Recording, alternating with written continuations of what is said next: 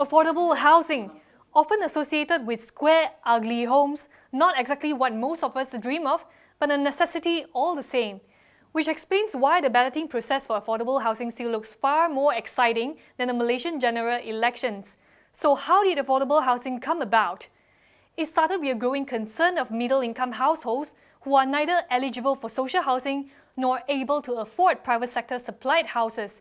In short, people like you and me. In recent years, our population has also crossed the benchmark of 30 million and is growing at 2% annually. Khazanah Research Institute say that our population will reach 38.6 million by 2040, which means more people will be needing homes, which in turn pushes prices up. And we will have to work extra hard to get a house compared with our forefathers. Why? Because even though our wages have increased over the years, housing prices have grown faster than our paychecks. Khazanah says that our average monthly wage in 2013 was only at 2,052 ringgit. In fact, half of the Malaysian workers made less than 1,500 ringgit per month. The condominiums you see in Mont Kiara and Kuala Lumpur already cost higher than 500,000 ringgit, and landed properties in matured areas like TDI or PJ could easily go beyond 1 million ringgit. This makes it impossible for a person earning 2,000 ringgit per month to own a home.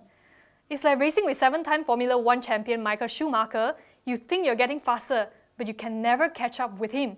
The only time you can see him is when he overtakes you by another lap. Households are getting smaller too. In 1970, there were 182 households for every 1,000 people. But by 2020, there will be 250 households for every 1,000. Again, too many buyers, too few homes. But demand exceeding supply is not the most crucial problem in affordable housing. Banks just aren't lending. According to MRER, the housing loan segment was soft in the first quarter of this year, and 50% of the developers it surveyed noted a decline in approvals for their properties. Why is that? Let's hear it from the horse's mouth, Prima head honcho Dato' Muttalib. Especially among the first-time home buyers, the tendency is that when they approach the bank, they did not necessarily prepare themselves in terms of making sure that they are bankable. So is it our fault then? A lot of times it actually is. To begin with, most of us are not really good taxpayers, and we have definitely been dodging credit card payments. So please get your shit together before even thinking of getting a new house. And wait, I'm not done yet. Some of us already own more than one house, and yet we are tempted to put our names into the Prima ballot box because all we really want to do is flip that home. This in turn sends prices through the roof, which results in this. Khazanah's report says that house prices in KL, Penang, Sabah and Terengganu are severely unaffordable. Only Malacca is considered affordable. On the builder's end, Khazanah also criticized the inability of developers to implement Integrated Building System Technology, or IBS. IBS is a special construction technique where components are manufactured in a controlled environment, either at the site or off-site. Look at how our neighbor, the Philippines, does it. Through the precast system technology, Deco Home's single-story attached units can be built in as fast as 8 to 10 days.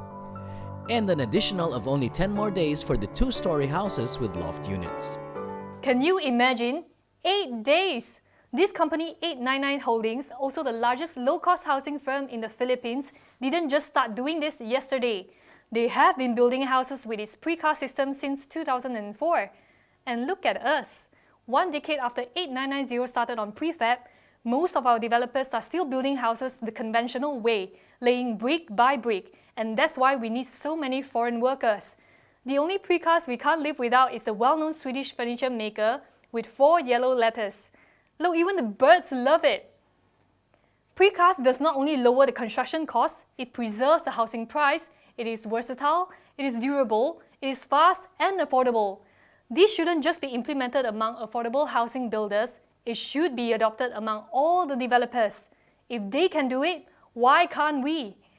Let's just look at our largest affordable housing developer in Malaysia, Prima. Since its inception in 2012, under Prima Act, the builder has been under fire. This year, the government has allocated a whopping 1.6 billion ringgit to build 175,000 Prima units.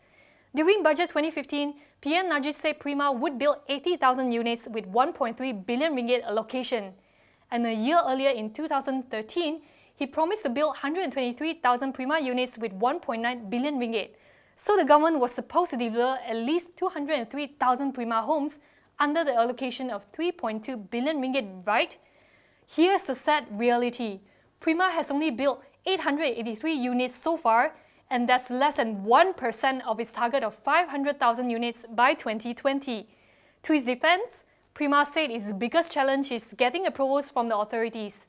So if this program is mandated by the federal government, why is there so much red tape? Now, Prima aside, the government has been putting in other efforts to help first-time home buyers. The funds allocated for affordable housing in Budget 2016 is 52% higher than that in Budget 2015. In Budget 2015, the government introduced the Youth Housing Scheme to provide help to first-time home buyers. And then we have My Deficit in Budget 2016, which is aimed to help the lower income group with a household income of 10,000 ringgit and below. Problem is, critics say that new houses are being built way too far from the cities. The good thing is, the government is tackling this problem with more public transport built within the suburban area. At least we don't have to reclaim land to build houses or construct water scrapers like this one. Wow, I would kill for a weekend getaway there. Now we understand that Rome wasn't built in a day, but 883 units in 3 years versus 203,000 units, that's a pretty huge difference. It's time for those in power to start filling the gap, otherwise we are all going to end up like this. Just saying.